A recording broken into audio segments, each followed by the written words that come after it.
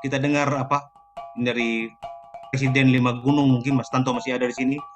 Waktu untuk Mas Tanto memberikan sedikit perspektif lain mungkin bagaimana musik itu ada ideologi, ada politik, ada konteks yang melatar belakangi. Kalau Mas Tanto jangan beri wajangan itu. Iya, jangan lah, sesuai dengan ini. Jangan, dia bukan beri, kelasnya bukan kelas menganalisis tapi memberi wajangan udah. Iya, kasus presiden kan ini. Ulama. Mas Tanto, nyuwun. Ulama. Saya mulai dengan kata kunci bias saja, bias ya. Karena 2 tahun terakhir ini saya nguping ke sana kemari, yang saya dapatkan bukan kejernihan. Karena 1 minggu itu saya harus bicara dengan dokter, kemudian dengan tentara, kemudian pindah lagi dengan antropolog, kemudian pindah, pokoknya tiap hari itu selalu dipaksa di muka layar kaca. Kalau hari ini musik dan politik itu sebenarnya kalau boleh jujur, saya ini kan semacam kondangan kalau Jawa. Kondangan karena sudah terlanjur kenal Mas Tompo, sama Arhamuddin itu sudah ke rumah saya. Jadi pilihan saya itu antropo Zoomer gitu. Jadi ini soalnya Arhamuddin sama Mas Victor itu terlanjur jadi satu geng gitu.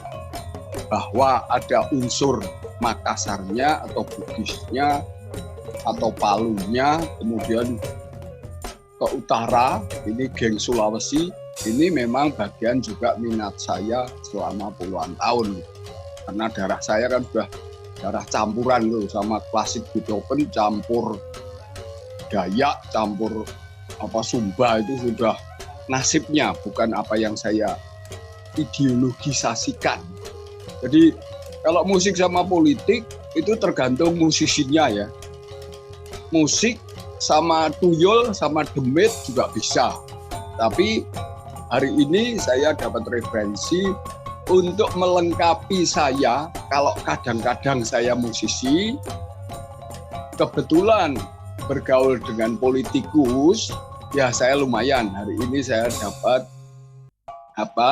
ilmu teks dan konteks dari Mas Amin, Mas Arhamuddin, Daeng juga tadi itu. Ternyata 2 orang Sulawesi Selatan ini kekerasannya menjadi 2 makna. Tapi kembali tadi soal bias, itu resiko kita bersama untuk bagaimana menerjemahkan pendidikan musik, menerjemahkan kemarin itu kompromi itu bisnis dan musik, apalagi nanti perempuan dan musik. Ini sekarang era yang kita bersama-sama butuh pengakuan untuk sadar bias tadi, supaya kita tidak ngotot-ngotot banget lah. Artinya juga sore hari ini kan juga pendidikan untuk para politikus, bahwa mereka jangan memanfaatkan musik, terutama musisinya itu yang dalam konteks kekinian adalah pribadi-pribadi yang tidak bisa dikategorikan seperti musisi lama.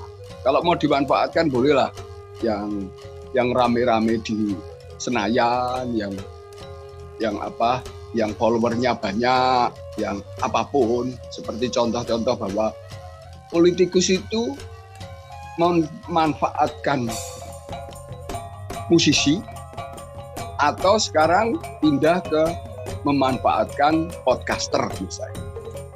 Mungkin para musisi, para pedagang, para agamawan, para ilmuwan, para filsuf sekarang masuknya ke podcaster misalnya. Tadi Arhamuddin bagus ya, teorinya dia tentang kuasa tadi. Ada kelompok cendekiawan, ada kelompok Brahmana tadi, filsuf, Sofia. Tapi saya melihatnya bahwa perkembangan 15 tahun terakhir ini, kalau saya tidak ikut Plato, tidak menghafalkan ilmu buku Driyakara atau Fakultas Filsafat UGM, saya membaca 20 tahun terakhir ini, bias itu paling nyata bagaimana kita punya seni tekstual, kalau itu secara simplistis, saya mudahkan saja. Nah, ini sekarang yang baru rame adalah agamawan, kemudian para filsuf. Filsuf itu tidak yang membuat buku di UGM atau yang bikin disertasi. Itu filsuf-filsuf yang paling telecek di maaf pakai bahasa telecek itu bahasa Jawa. Saya nggak tahu Minang Bugis paham telecek, pating telecek random itu di media kita yang kita sebut dengan media sosial. Kemudian yang ketiga, mau tidak mau, seni kita berdebat di filosofi, menafsirkan dunia agama dan seni, bahwa musik itu musyrik dan sebagainya yang menghabiskan pulsa banyak itu. Dan yang ketiga, kita dipaksa bersatu dengan sains yang melahirkan teknologi. Pada tingkat teknologi kita nggak berdebat lagi lah. Mari kita beli sama-sama iPhone terbaru supaya kita gengsinya, martabatnya, sisi politisnya, sisi bisnisnya, sisi wisatanya, sisi apapun menjadi lebih relevan dalam konteks teknologi tadi. Kita butuh sama-sama menggunakan itu. Jadi kalau kita mau berkhotbah untuk menuju surga, kalau kita mau estetis, enhance, baik itu Minang, Aceh maupun kita bersama-sama menggunakan, kalau tidak kitab suci ya kitab kaca namanya. Hari ini pun kan saya juga berpolitik kaca.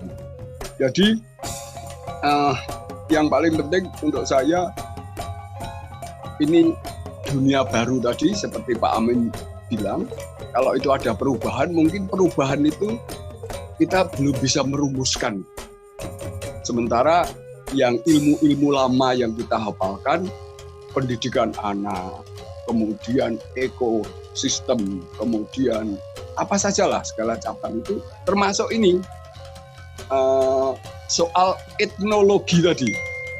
Nah, saya juga sedikit mulai bias kalau membaca jurusan etnologi, karena multi etnis ini sekarang sudah saling kontak, saling membuat jaringan, belum tentu atas nama Makassar atau Aceh atau Minang, tapi atas nama Arhamuddin, Tanto, Tompo, dan siapa lagi, individu-individu pemilik politik digital ini gitu.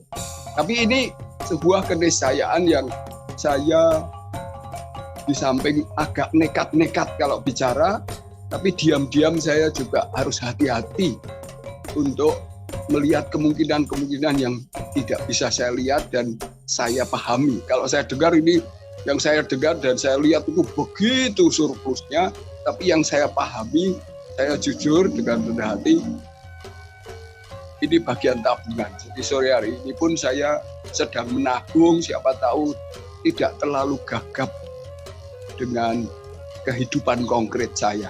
Saya kira itu dari saya, mohon maaf kalau kepanjangan. Pokoknya saya terima kasih pada zaman lah yang mempertemukan kita dengan kebingungan bersama ini. Terima kasih. Terima kasih Mas Tanto. Mas Tanto adalah seniman budayawan kita dari Magelang. Lazim disebut sebagai Presiden Lima Gunung, sebab kita kadang-kadang kalau saya hanya moderator di seminar-seminar diskusi, kalau Mas Tanto turun langsung ke lapangan memoderasi masyarakat di Lima Gunung dalam kehidupan sehari-hari termasuk berkesenian. Terima kasih atas pejangannya.